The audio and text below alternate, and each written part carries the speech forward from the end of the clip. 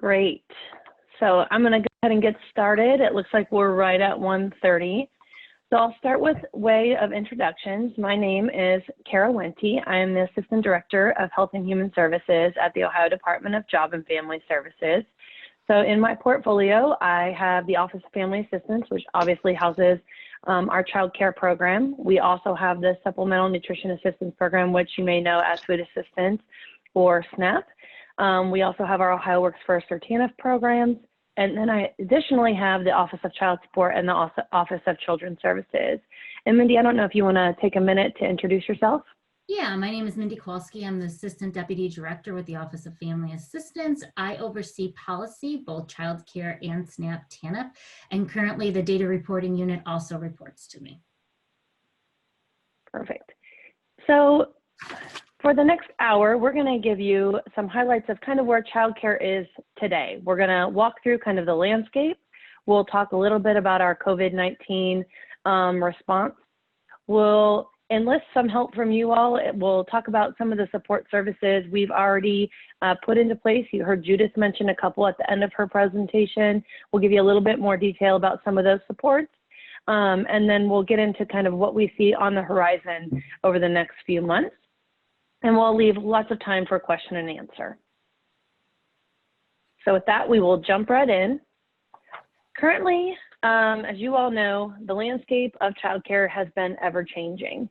We had the fortunate opportunity to be a direct participant in the COVID response. So we're going to talk right now around where are we today, and I'll let Mindy get into kind of how we got here.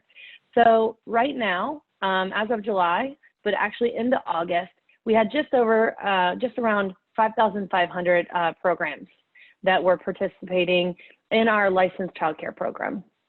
Out of those programs, we had just over 4,300 participating by providing publicly funded childcare.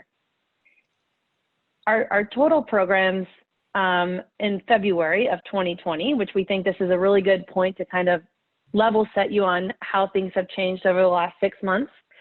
So we had 6,284 programs prior to the pandemic hitting. Our Director Hall, likes to talk about the COVID-19 pandemic as kind of the house that was dropped upon us. There was no prep time, there was no leeway. It was one of those things where all of a sudden things shifted. We're very fortunate when we look at the numbers of open programs in Ohio, because we are about at 85 to 86% of the programs we had prior to the pandemic open today. So I said 85, 86, this says 87, they rounded up. They were a little more generous than me. Next slide. So when we look at the number of children that we're currently serving in those about 5,500 programs, we're serving around 90,000 publicly funded children. So that does not account for our private pay kids. Unfortunately, we don't have a good way to track our private pay children because we don't have them come through our system. We don't determine eligibility. It's really done at each local business, at the level of the local business. We estimate oftentimes that we have anywhere between 280 to 320,000 kids in our licensed programs. However, we can't get much better than an estimate in that space. What we would compare this to prior to the pandemic was, on average, we probably had between 117 and 120,000 kids in our licensed programs. Right now, we're right around that 90,000 mark. I think when we get our August data finalized, you'll see that that number jumped up a decent amount, which we typically see as we see children going back to school and parents going back to work. Before we get into the COVID-19 impact and I transition to Mindy, I did want to give a couple of more details around what our landscape truly looks like. So when we look at settings and you look at licensed providers, obviously, as you all know, we really have three types that we deal with at JFS. We have centers, and then we have family child care. And in family child care, we have two different designations. We have those type A homes, which serve more than 6 kids, and then we have the type B homes, which serve 6 or fewer. And I think it's an important distinction to recognize that all of our professionals are in one of these licensed programs, but they are serving, if they're in a center, on average around 80% of our population. When we look at our family childcare, they obviously make up the other 20%, and we have a handful of in-home aid providers that we also work with. That kind of gives you a level set or a high-level overview of the childcare program, both from the license perspective around the number of programs that we deal with compared to the number of children that we're serving in the publicly funded childcare space. With that, I will turn it over to Mindy to talk a little bit more about our COVID-19 response. So as Kara stated, how did we get to where we are today? And I think that what the director says regarding the house falling is a great analogy, because nobody saw this house coming from the sky, and it squashed us all across everything that you can imagine. The one thing that we had at HHS is we have a lot of programs that can benefit families, especially during these times. So what you'll see, I'll talk about things other than childcare, because I think it's important that although it isn't affecting the child itself, it's affecting the family unit. So although these things aren't specific to childcare, they are specific to the family and how we are helping the family unit get out of this horrible situation that everyone's in. So we'll first talk about the SNAP and a P-EBT. So very exciting, and I believe it was May, we received notice from our federal partners that we could provide, or not May, I'm sorry, in March, we received federal guidance from the Families First Coronavirus Response Act that we could provide extra supplements to families. And we issued more than $480 million in these benefits. And our September issuance is going to happen at the end of this month. So some of you might be like, what does that mean? That probably doesn't mean a whole lot to you.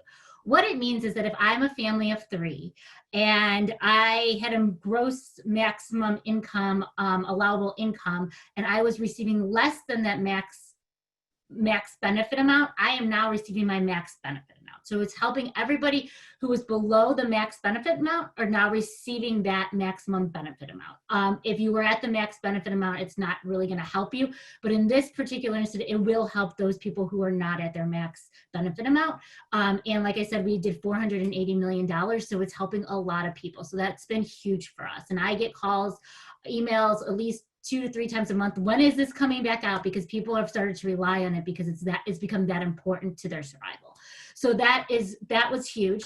The second thing that happened is in May or around spring, we had something called the P-EBT benefits. So what we had is that children in school, K through 12, who received the national school lunch, when the schools closed, these children were no longer receiving those lunch programs. So what our federal partners did is they said, hey, we're going to provide these students with money to help them cover costs of food via their SNAP benefits while they're out of school. So what they did is and I will say this and Carol will probably laugh, is it was a great asset to the state of Ohio, but to stand up this program, it probably took all of the willpower combined of JFS and ODE. I mean, it was just getting the data alone was not as easy as one would think. So we were able to do that. So these children were given these benefits.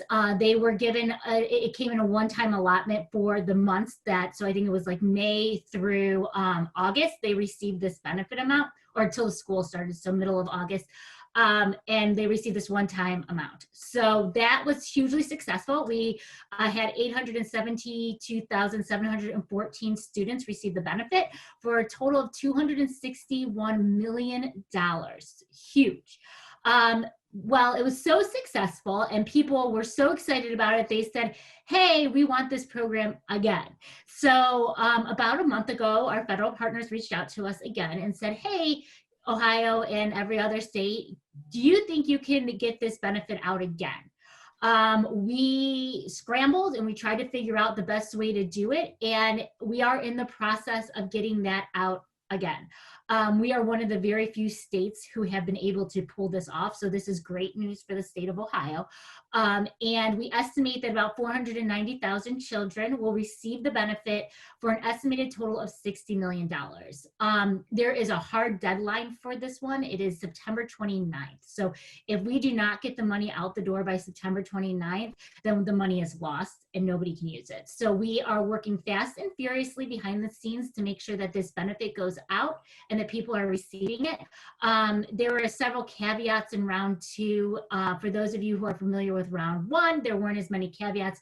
In round 2, you had to be out of school or remote learning for 5 consecutive days. And the other caveat is that the schools had to provide us the data by a certain date. So if those 2 things didn't happen, then the people or the families might not receive the benefit, but those are because either one of those things, either they weren't remote for 5 consecutive days or out of school for 5 consecutive days, or the school was unable to provide the data for whatever reason that could be. But it's very good news. So we are working on that, and hopefully that will be coming out soon. So on our TANF side of the house, we were able to help out as well. The food banks, when this all came down, called up Kara and said, Kara, we need help. How can you help us? And so we looked at what we could do to help them. We were able to do several things to give them a little bit of a boost. We were able to increase the household income from 200% to 230% for our TFAP program. So meaning families who had exigent circumstances, in the event of an exigent circumstances, and they needed food bank supplies, before you had to be at 200% and below, we upped it to 230%. So families from 230% and below could now receive the food bank supplies. We also made it so that we knew that a lot of the people that use our food banks are elderly. What we didn't want is that population to have to go in, sign things, talk to people, have interaction, especially when we know that's exactly the opposite of any health advice that was being given. So we allowed them to verbally attest to who they were, which would then not make them have any contact with anyone, and they could say, yep, I'm Mindy Kowalski, and the food bank people would open the trunk and put the food in there for them, which we thought would be a huge help to them. They also didn't have to provide residency or income verification. This also takes away that contact that they would have had to have with the food banks. So now they could just say, I'm Mindy Kowalski, yep, and the money and the food went into their trunk or wherever they chose. But we helped out in that way. We were also able to get 600 Ohio National Guardsmen out to help the food banks and to help them distribute the food, because they were struggling to get volunteers and to get employees because nobody wanted to put themselves in danger. So the National Guard was able to come to their help, which was also a great resource, and helped a lot of people get the food that they needed. We had $4.97 million was given to the food banks to ensure the safety, food, and personal hygiene necessities during the COVID. So we really worked with the food banks to help them continue their programming because we knew how essential it was to Ohioans. What else we did is we gave $16 million to the Coalition on Homeless and Housing in Ohio. And this money went towards rapid rehousing, transition housing, and eviction support. So we were trying to give that service so to help people stay in the homes that they were in, and to get them, if they had to leave their home, into a new house quickly and safely. So that money was dedicated to that group. And as you can see that it helped them continue their programming as well. So now for childcare. As we know, childcare over the last 6 months has kind of been a roller coaster, or at least maybe from my perspective, it feels like a roller coaster. But we've had a lot going on.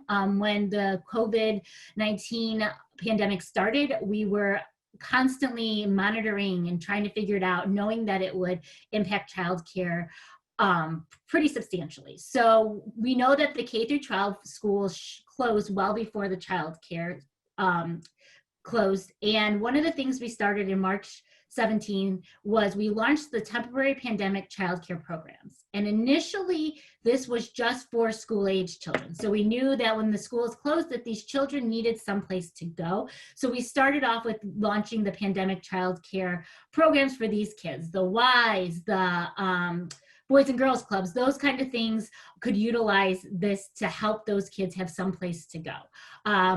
This eventually will roll, and you'll see it. This eventually rolls into the temporary pandemic childcare license that you will see after we talk about what happened. So on March 25th, childcare programs close. Well, that's fine. However, we know we have staff and we have workers who need childcare. When it comes down to it, childcare is a work support, and we didn't want to lose that. So how do we give these people who have to be at their jobs that are essential to running Ohio, how do we get them the support they need? So the temporary pandemic childcare license was created, and the license allowed these programs to open, and it allowed them to provide care at a limited ratio. And it provided care at a limited ratio with increased hygiene. So these programs had to keep their ratios below, I think it was one adult to 6 children. And then I think for infants, it was 2 to 4. And then they had to make sure that we weren't transferring children from one room to another room. And we're trying to keep one staff member with the children as much as possible to minimize exposure if there was exposure. We provided a ton of outreach. We provided a ton of TA around this because it was something that we knew was changing the mindset of how people work and how people run their programs. We had success with that, and you'll see on the next slide, but we'll get there in a minute, in running these programs. We allowed anybody who thought they could do it to do it, and we paid for publicly funded children. And that'll come on the next slide, so I won't really get into that. So then on May 31st, we allowed our programs to reopen, but they had to reopen at a reduced ratio, and we increased hygiene. So we increased hand washing, we increased contact, we increased those kind of things to keep our population safe.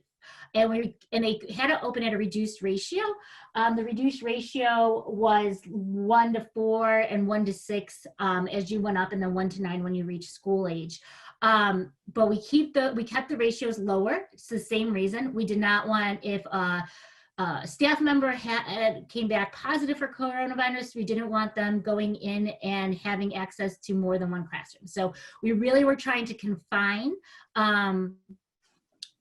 these cases, and we knew that we had it open because we knew that people were starting to go back to work. So no longer was it just essential staff going back to work. It was now other works were opening up, restaurants were opening up, bars were opening up, hair salons were, all those things were starting to open up, and we knew that we had to support that population, but we knew we needed to do it in a safe and streamlined way. So that's how we opened on May 31st with the reduced ratio. On August 9th, we allowed programs to open with regular ratio, and we still said you need to be safe, you need to wash your hands, you need to make sure there's limited movement between classrooms. My children go to childcare. I personally have to drop my children off outside the childcare.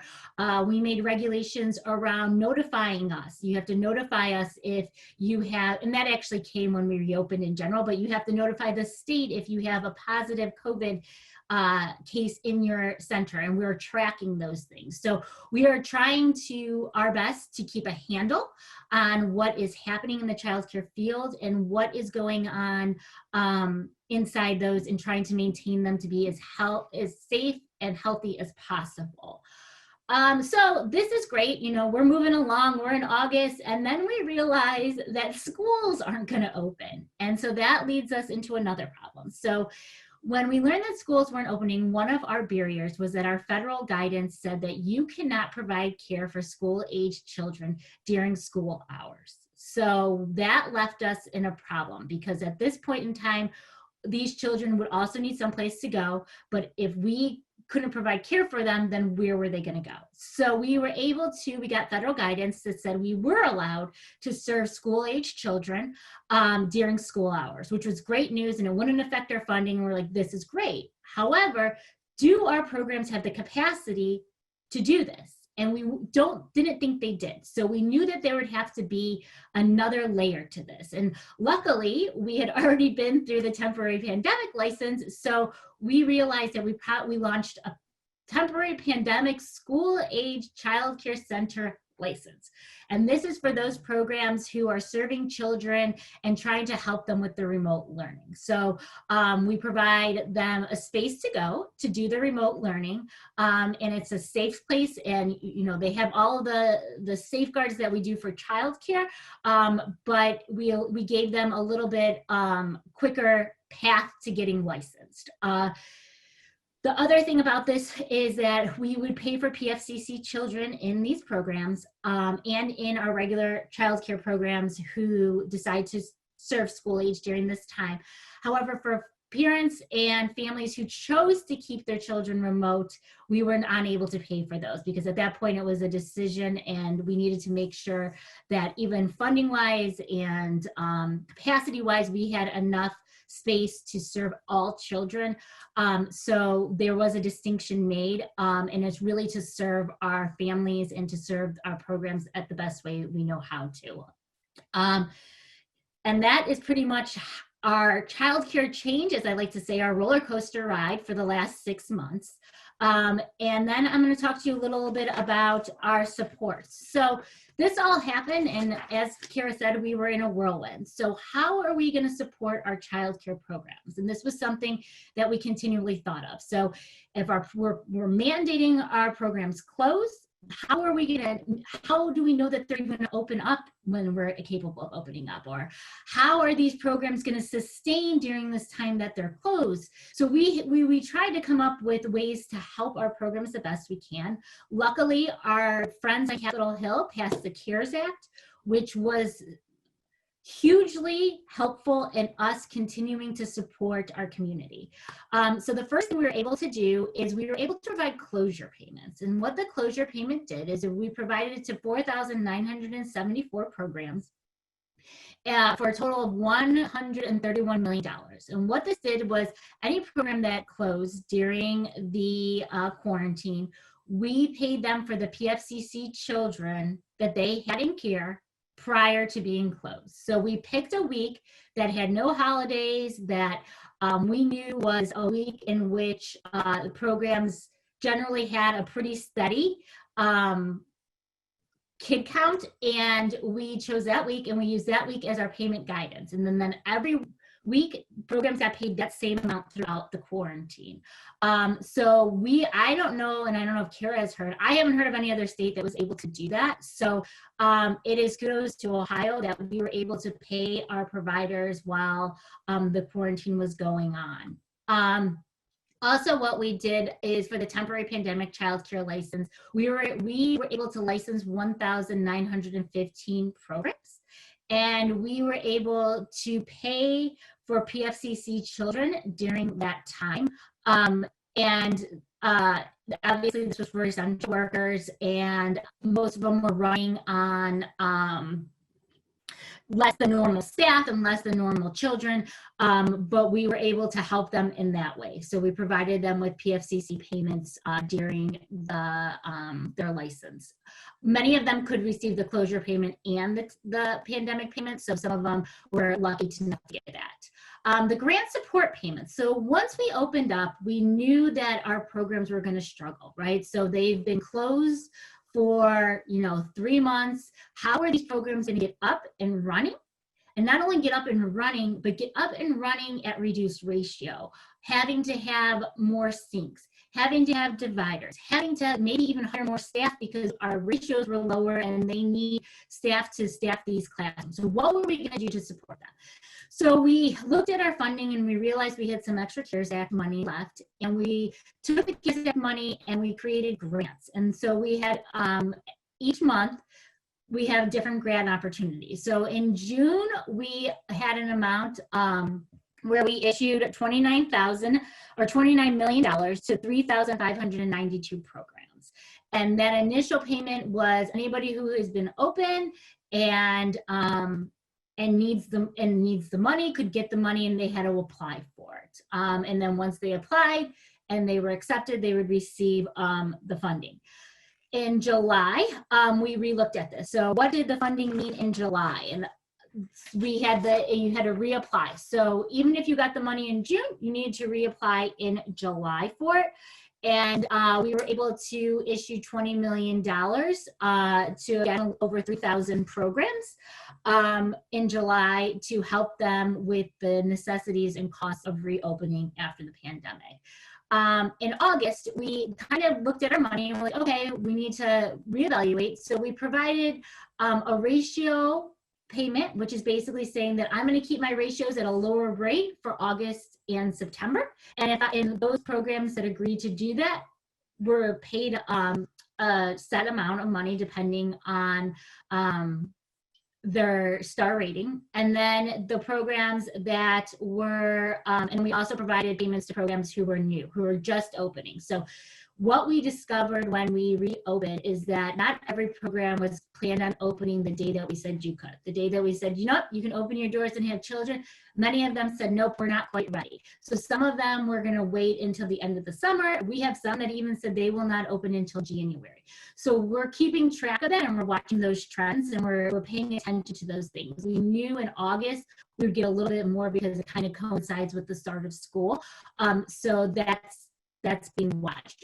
We have the application is currently open for the September payments, and those people who applied for the August ratio payment will also get September's because they'll get both months because they've agreed to keep their ratios lower for August and for September. So there's no application for that piece, but there is an application if you are newly opening and you want that funding. So that's how we helped programs try to get back up on their feet. For the temporary school age license. So as of 9/22, we had 23 applications and 8 approvals. So we are continuing to monitor those. They're kind of trickling in, and we are outreaching to people we know that need outreach to be part of this. We want those kids to have a place to go. We want to be able to pay for those children. So we are kind of working through that. I know that we spent some time here giving you the landscape of kind of the number of kids and the number of programs. Then we went into talking about what has happened over the last 6 months. And we think that's a good call out because this industry has been leaned on more during this pandemic than probably any other industry except the health professionals.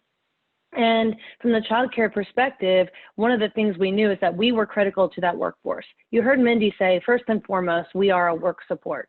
However, that's not all we are, and you all know that, and that's why we're dependent on our professionals to ensure that we can hit home a quality educational setting and in making sure that while those children are outside of their homes, that they are getting the best education and the best preparation they can for kindergarten. Obviously, if you are on this webinar today, you are likely very familiar with our Step Up to Quality program, the tiered quality rating system in Ohio, the 5-star system. And you probably are already well aware that in 2012, we applied for the Race to the Top Early Learning Challenge grant and were successful. And as a result, we received funding to implement that 5-star program. However, with that, the Ohio General Assembly also added a requirement that all programs serving publicly funded kids would participate by July 1 of 2020. One of the callouts we didn't have in the COVID impact was the fact that we actually delayed that timeline. We moved that date from July 1st to September 1st because we had programs closed. We knew that it was going to take time to reopen. Even with the closure payments and the support we were trying to provide, we knew that we had to have some adjustment. So we were very fortunate that come September 1st, 2020, that we were able to hit that goal, that all of our programs serving publicly funded children were participating in Step Up to Quality. As a result of that, though, we also hear consistently that one of the harder pieces for our programs and our providers to meet out of that Step Up to Quality program is finding the right professionals. You know, we often hear about the fact that, you know, early childhood, childcare specifically, doesn't pay a living wage. We hear a lot around the fact that if I get people in, even if I get them trained, it's hard to keep them. Oftentimes we hear about people, you know, an Amazon warehouse coming in and they've done all their professional development, they're committed, they love kids, but because they can get an extra 50 cents or $1 on the hour, they're leaving early childhood. and they're taking that job that gives their family more money and more cushion. And certainly that's a very real choice for many of the families that we deal with. We had that prior to the pandemic, and now with the pandemic, we're hearing that issue and that concern is escalated. How do we find the right people? How do we retain them? What does this look like going forward? So in the next couple of slides, I'm going to give you some background on some of the efforts we have done at the state level over the last couple of years, and try to articulate where some of the investments are going to try to help resolve this issue. One of the things, though, that we have learned through our work with subcommittees and work groups and our national partners, our state partners, and our local stakeholders is that there is not a silver bullet to resolving our workforce issue. There have to be many components that we can add together to try to get the right people in the field, to try to maintain the right people in the field, and to try to support them in an industry that doesn't always have the ability to pay that living wage. So one of the first and foremost investments we made several years ago, you'll see that we finalized our career pathway plan back in October 1 of 2017. And you may say, why is that still important? And this is still a pivotal point at which we invested in our professionals, because we started to not only recognize the degrees and requiring those degrees up front, but we started to see ourselves as a career pathway. We started to see ourselves as a jumping off point for those that were in a different industry and coming over, or for those that were interested in early childhood but needed some assistance trying to build through that CDA and that associate's degree and then that bachelor's degree. However, we knew through our validation study that we did in 2017, when we took a look at the Step Up to Quality program and we said, okay, what's working, what's not, what assessments are having the biggest impact, and where are our core knowledge and competencies, and what's making the difference in the outcome of the child? And we looked at a lot of different classroom assessments. We had a vendor go into classrooms across the state and look at teacher credentials and look at the classroom makeup and say, okay, where are we seeing the best outcomes? And then we took that information and we utilized it in our career pathways to further our professionals. That's when you saw us align our career pathway with experience and credentials. Specifically, the one we really called out was that Child Development Associate credential. The CDA in our previous career pathway really wasn't weighted at the rate it should have been. We did a lot of analysis with some of our two-year degree institutions. We did a lot of work around what created the best outcomes, and a lot of that came down to, yes, professionalism, professional development, education, but another big component of that was truly that experience and the combination of it. So we worked hard back in 2017 and 2018 to adjust this career pathway. But with all good things, they take time for us to really see change in the industry. So we are really just now seeing our professionals over the last year and a half or so taking advantage of this career pathway. We had a very clear transition. We had a lot of adjustments where people had to work through how the points were allocated. At the same time, we did some professional development certificate work, and we're really seeing some benefit from being able to maintain some of those long-term early childhood professionals that had the experience and had taken our professional development courses, but may not have had that next step of the degree. But more so, the important part of this is really seeing the career ladder on where if you don't start out with your associate degree or your bachelor's degree, there's a process for you to be recognized for the work you are doing. In addition to that, one of the other pieces is the Teach Scholarship Program. And one of the pieces that JFS has been invested in since the beginning of the grant was Teach. However, when the grant went away, we lost some of that funding. And we quickly realized that these scholarships were pivotal to ensuring that our workforce can continue their education and continue their path forward while working. As you've heard me mention several times, our industry isn't on the in-demand job list, even though we're critically important to the workforce and the success of Ohio's economy. And the reason we're not on the in-demand job list is because we didn't have a high enough wage. Or in a couple of areas, like administrators, we didn't have enough open positions. There's very clear criteria to get on that in-demand job list. When Governor DeWine came into office, he created what we call critical occupations. And that is something where you can be recognized as almost in demand, but you may not meet a couple of the criteria.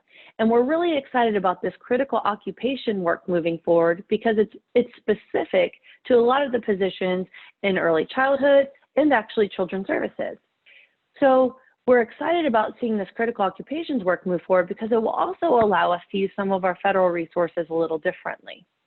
So going back to TEACH, we're excited that over 2,100 professionals were provided some sort of scholarship, either at that CDA or that associate degree level from the state perspective. I know we have other resources going into this work also around the state.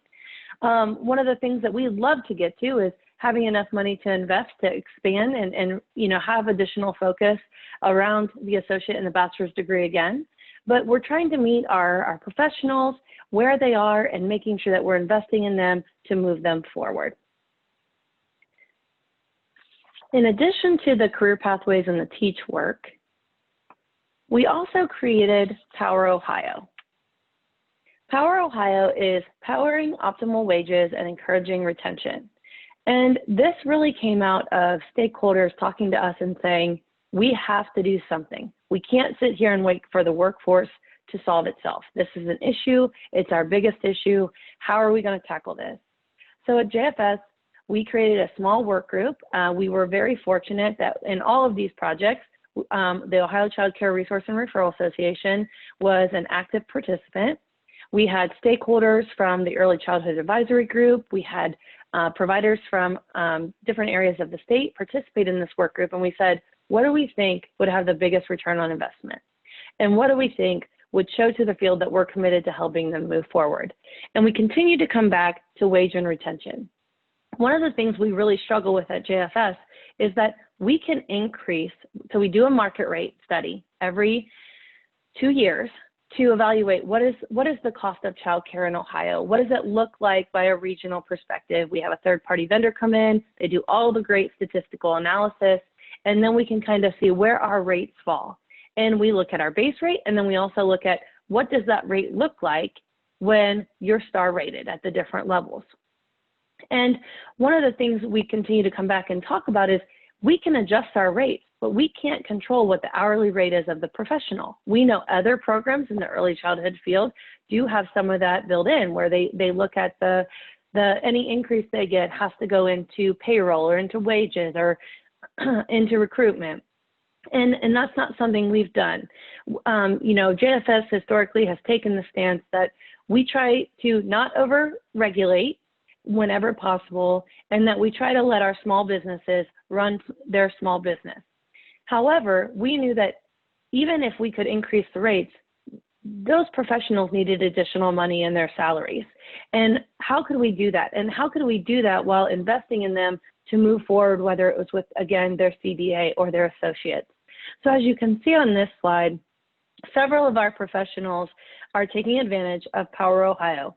Actually, we have approved over 1,300 child care employees through this program, where they can get wage retention, they can get wage awards, I'll say, so for completing certain numbers of semester hours or credit hours, whether it's through that CDA or that associate's degree. And then they can also get wage retention at maintaining after they've graduated at the 6-month and the 12-month mark. I believe if you were a professional and you took advantage of every step from the CDA to the associate's degree, you could get over $12,000. And one of the pieces that we knew were important is that some of the individuals in our industry are starting out, and they may be impacted by some of our safety net programs and our public assistance programs. So we made sure when we built this system that it wouldn't have an impact on those public assistance benefits, with the goal of saying that's where you're starting, but we can get you that associate's degree. We can move you toward getting towards your bachelor's degree, and we can support you while you're doing that. However, as you heard me say at the beginning, none of these solutions and none of these programs are going to be the silver bullet to fix our workforce, our workforce issue and our retention issue. So two more pieces that I want to highlight under the workforce supports, in addition to what you've already heard about. One is around curriculum and assessments. And you may say, how is this a workforce support? A lot of the stigma and a lot of the issue we try to combat in early childhood often is our teachers and our educators are just that. They're not you know, you still hear sometimes people calling childcare daycare. You still hear it called babysitting. And when you hear those words, it can kind of sound like nails on a chalkboard at times, because we know how much those families that bring their children to those settings count on those early childhood professionals to be preparing them for kindergarten, to teaching them how to socialize with other children, what it looks like to be in a routine. And when we invested in the curriculum and assessment portion of Step Up to Quality, we knew that it was twofold. It was one, that we were asking our professionals to do this and we weren't giving them the proper equipment and the training, and it's expensive. So we wanted to invest in our professionals to ensure that if we're asking them to do it, that we're giving them the resources to support that. We also know that the curriculum assessments allow our teachers and our professionals to do what they're good at, to meet those kids where they are, to ensure that they're meeting every child's needs. Because, you know, if you have a classroom of 6 or 12 or 14, depending on the age, you know that those children are going to vary greatly, and that we have to train our professionals to know how to meet them, especially if they're starting with the, you know, to achieve that CDA, or they're working towards that associate's degree. The last piece around workforce supports is really around sustainability. And, you know, one of the things that state government has got a rap of doing kind of is, you know, we often change for change. We think we see an issue, and instead of evaluating and then moving forward, we sometimes change before we know exactly what's causing the issue or what's working. We've been very fortunate through Step Up to Quality that we have been allowed to monitor our program, to evaluate our program, not once, but we've actually underwent the second evaluation on Step Up. We did one in 2017, and we are closing out the 2020, and that we've seen that Step Up effect happen. When we talk about sustainability, one of the things from a state program perspective that we've been committed to is let's evaluate and be willing to change. Recognize that we didn't get it all right the first time, that when we implemented Step Up to Quality back in 2013, that we had the right information at the right time and made the right decisions with what we had. But as we learn more and as we grow and as we provide different supports, we know we have to recognize that there are going to be changes that need to be made. From a sustainability standpoint, we're continuing to evaluate the program, not only in the competencies and the forms and the process, but also on the outcomes. In addition to this, from a sustainability standpoint, when Mindy talks about our upcoming priorities, you'll hear a lot around the budget. Childcare is expensive. You know that if you are a private pay family, and you know that if you're a publicly funded family, that for the state, the amount that we pay, and as you continue to transition with your copay, it's expensive no matter what setting you're in. When we look at childcare as a whole, there are 3 primary funding sources that really make the program run in the state of Ohio. We have a general revenue or state funding. We have temporary assistance for needy families, so our TANF funding, and then we have our child care development block grant. And we knew that when we implemented Step Up to Quality and when we were successful on September 1st, that meant our programs were going to be paid more. And we knew that meant we had to continue to monitor sustainability, but we had to have the data to be able to share and explain to the General Assembly and our stakeholders that here's what's working, here's the impact it's having, and here's why it's worth the investment.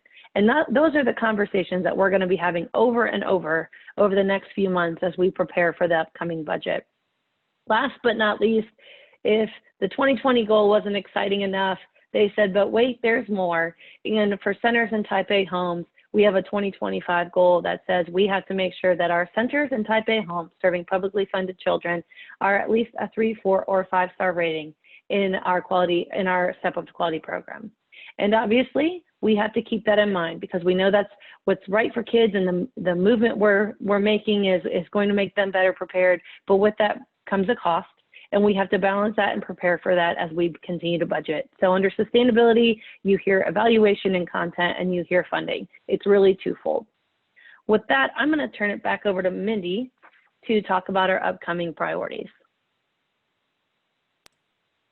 So as Kara said, what does this mean? So how do we move forward from this, and how do we recover? So there's 4 prongs that we really are going to look at moving forward. The first is continued COVID-19 recovery. So what do we mean by this? What we mean is, how are we going to continue to make sure that our programs, one, stay open, two, how do we get new programs to open? And three, watch our workforce, right? So as Kara said, we've always struggled to maintain our workforce. Now in this predicament, it's going to be even tougher. So how are we going to help our workforce maintain and get bigger? We're also going to continue to watch Capitol Hill. So we know that right now there's a budget, or there's an act they're looking to pass to provide more money as a result of the pandemic. So will they pass it? When will they pass it? What will that look like? What kind of money will that go to child care programs? So we'll continue to monitor that. We'll monitor our programs and the number of kids. So how many kids are attending? As you heard Kara say in the beginning, we had 89,000 kids. Previously, we would say anywhere between 117 to 120,000. So one, where are those kids? And two, we need to keep monitoring and make sure that we're not losing children and that we're continuing to grow in those numbers to get our pre-pandemic numbers. We will look at how to continue to help support our programs, not only via money, but via policies, right? So we want to make sure that our policies are in line with what we want our programs to do, our programs are operating. So we will continue to monitor those things. We also, and I don't think we mentioned this yet, we also have a study going on via Case Western Reserve, who is going into programs and seeing the effect that COVID has on childcare programs. We will continue to monitor that. So what does that mean for childcare? So how does COVID get throughout a childcare program? Does it? What are the things we can learn from that to help us maybe in the future? So we are doing those things and we're continuing to follow and watch those things as they go. As you said, heard Kara talk about money. So we are getting ready to submit our 2022 and 2023 budget. So what are some of the things we're going to look at? We're going to look at curriculum. We're going to look at the fact that by 2025, we have to have centers and A's in a 3, 4, or 5-star program. You say, well, why does that matter? That's more money. So what does that look like? Number one, how do we get them there? So we know that we'll probably have to have money behind that. So how do we get them there? We know that curriculum. So although all programs may have a curriculum now, do they know how to use it? Do they know how to use their assessment? Those classes cost money as well. So we are trying to think long-term and big picture when we're looking at our budget, because what we don't want to do is we don't want to pigeonhole ourselves into, oh, this is how we are now state, when we know that childcare is growing. And although it is a huge program budget-wise as it is continuing to grow, because we are continuing to understand the needs of early childhood and how important it is to a child's success. So we will continue to monitor those things budget-wise. We will look at Teach. We will continue to provide supports to Teach. We'll continue to provide supports to Power Ohio. So all of those things we are watching and we're maintaining and we're making sure in our budget that we are allotting for, because we know that this will be huge in the next several years. The Step Up to Quality Validation Study. You heard Kara mention that in 2016, we did a validation study, and they came back and said there is a step up to quality effect, which basically just means that children step up to quality programs do better on their kindergarten readiness exams. So that was great news in 2017, but the one thing that they did say is at that time, our program was not mature enough to do a real assessment of. So they said, you know what, Ohio, I would wait another couple of years and then I would do another validation study. So we did. So in 2020, we said, okay, let's go at it again. We took the data from ODE and the data from JFS, and we ran those numbers. And what we found was similar to what we found in 2017. There is a step up to quality effect. The one thing we had this time that we didn't have last time is our children that were in step up to quality were now in 3rd grade. So we could take their 3rd grade reading assessment scores to see how they scored on those. And what we found is that children in step up to quality programs not only did well in kindergarten readiness, they also were doing better on their 3rd grade reading assessment, which was great news to hear. And the longer a child spent in a step up to quality rated program, the higher the child performed on their kindergarten readiness exam. So all of that was great news. problem came when we found out, well, we didn't find out. Problem came is that our vendor was going into programs, and they were going to do an assessment in the spring, and then they were going to do an assessment again the fall or late summer. Well, COVID hit, and they had only done a handful of visits, and when the quarantine ended and we were starting to open up again, we realized that we weren't able to get the results we wanted. We were comparing apples and oranges instead of apples to apples. Our post-pandemic world was very different than our pre-pandemic world. So we decided that at this point we had to pull back the reins, halt the validation study, but that we knew that it was important and that we really need to focus on it in the future. So we, ODE, JFS got together with the governor's office, and we tried to come up with a plan for how we would get that. So we are going to look at our own internal data to see what we can find, and then we will look to maybe RFP something out sometime next year. All of this contingent on what pandemic looks like, when it will really end, when we'll go back to a normal, or is this our new normal kind of thing. So we're kind of playing it by ear and figuring it out, as I'm sure everyone is kind of going with the flow to see what our next steps are. The final thing that we have coming and a priority to us is childcare is going to Ohio Benefits. And for those of you who don't know, Ohio Benefits is our eligibility system for SNAP, TANF, and Medicaid. So currently, if I need SNAP, TANF, or Medicaid, I can go into one system and I can apply for it, and I can be determined whether I am eligible for those benefits. We are now adding childcare eligibility to it, which is huge. So as a family, I am literally going into one system for 3 different programs, and we think this will be beneficial across the board. Data-wise, it'll be beneficial. We're looking to get state student identifiers for our SNAP, TANF population, so we will be able to look at a child in a very holistic way. And so going into Ohio Benefits will not only be beneficial to the families, it'll also be beneficial to the state, because we'll have new data and we'll have better data. So those are our upcoming priorities that we have and that we will continue to watch. And I think at this point, we're going to open it up for questions. Yes, Kara. Yep, nope, that's exactly right, Mindy. I was just looking that it looks like we have about 7 minutes left. And I think there's a couple questions in the chat box. So I can take a couple of these. The first question was, how long will the emergency supplements benefits last? And that was under the section where Mindy talked about SNAP or food stamps and that maximum allotment. And we know right now that we will issue those emergency allotments again for September. They'll actually go, I think, this weekend. And I think from that perspective, we are hoping that we may be able to issue yet in October, but we're waiting on some federal guidance. As you may or may not know, the federal government runs on a different fiscal year, and they start their new fiscal year October 1 and it ends September 30th. So some of the stuff that's been going on previously, we're just waiting on final guidance to ensure what authorization they're going to have and what authority they're going to have. Mindy, did you have anything to add on that one? Nope. It's, yeah, just that it's month by month, where every month we wait to see if we are allowed to issue it. Yep. And I think the next question, and again, if you want to use your Q&A box at the bottom of your screen, and Judith will correct me if I'm wrong, but I think if you have questions and you want to enter them into your Q&A box, you can certainly do that now, and we'll try to get to as many as we can. The next question, I think, in the box is if there's a positive case, does the center have to close for 14 days? And this is a great question. We've had a lot of conversations in this space because obviously we had programs closed, we get notified. Part of the new rule was that they have to not only notify ODJFS, but they have to notify the local health department. And then our instruction is talk to the local health department.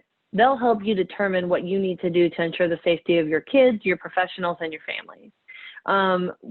In some instances, we have seen programs close when there's been several programs or several children that tested positive. In other cases, it's been a classroom had to close. And the time frame has been a little dependent too on when the child was there, when they were last there, who was all in the room. So there's just a lot of different aspects of at play of how that program is made up, how much interaction the kids have with different professionals that come into consideration when you're determining if your program needs to close. We do, as we should mention, one of the opportunities that we had the ability to take advantage of early in March was to increase the number of pandemic days we have. So we actually created pandemic days. If a program is forced to close and they work with their local health department and they have to close their program, typically it wouldn't get paid for publicly funded childcare. So we were able to write into policy, Mindy and her team were able to write into policy to allow for up to, I believe, 21 days for the pandemic days for closures. And then the other change in policy was around absent days. Typically, we only allowed 10 every 6 months. And I believe, Mindy, do you remember what that increased to? Was it 20? That sounds right. We would have to confirm, but we also increased the number of absent days each child has every 6 months. So trying to anticipate kind of some of the changes we were going to see in trends. You know, one of the things we strive ourselves on at JFS is that we try to be very data driven. And unfortunately, the biggest frustration outside of the fear and the uncertainty is all of the data that we had has shifted to a certain degree because we had programs open and close and some parents didn't come back. And right now, if you look at our data, and again, as I mentioned, we don't have great private pay data. It looks like more of our publicly funded families came back than our private pay at this point. Now, again, don't have August data, so I think it'll be interesting to see how the start of school shifts that around. We do have a couple more minutes if there are any other questions.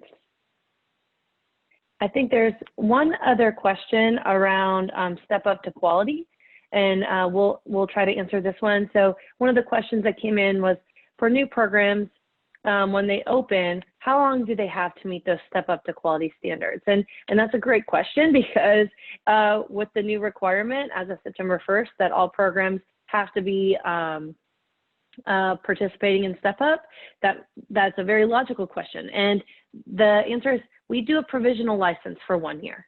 And during that provisional period, you'll have the opportunity as a new program to work towards those step up to quality criteria and obtain that rating. So it's 1 year from the point you're licensed that you'll have the provisional license.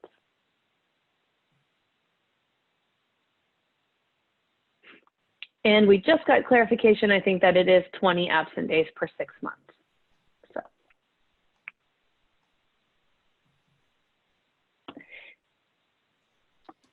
We do have two additional questions in the Q&A. They're asking, do the pandemic days still exist?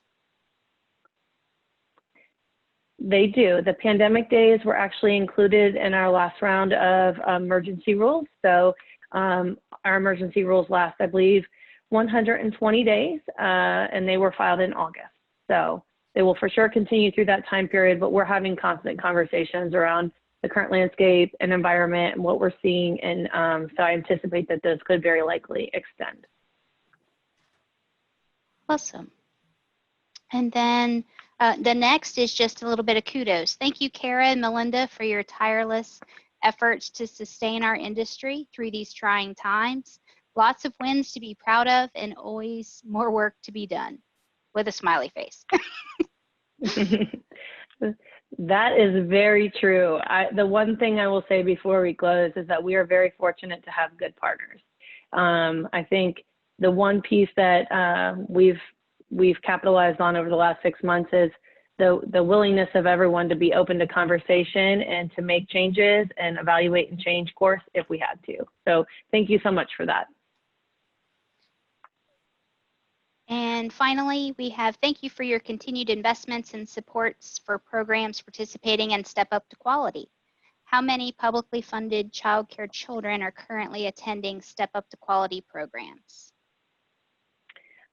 I think at last count, it was right around 90,000. Mindy, correct me if I'm wrong on that. No, it was 89,117 kids, but that's from July. So we will get August in the next couple weeks. Our data lags a couple weeks just because of how we allow providers to submit for payment. Judith, anything else from your side? No, we just wanted to give our thank you for joining us today and sharing all of these great ideas and kind of where we are and how we're moving forward. Thank you for having us. And the only request I will have over the next few days is that when you think of your silver bullet idea for the workforce, know that no idea is off the table. We are willing to entertain any opportunity and work together to try to figure out what should be coming next. So as you're sitting in your sessions and listening to all that's coming forward, please have that in mind, because the workforce is of critical importance. We appreciate everyone in the workforce more now than ever, and we have always felt that way, so that the pandemic has only brought that to the forefront. But certainly, as you guys have ideas and thoughts on that, please share them with us and our partners at OCRA, because we work really closely with them on all of the workforce work, as well as several other items we enlist their help with. So thank you all so much for your time today. Thank you.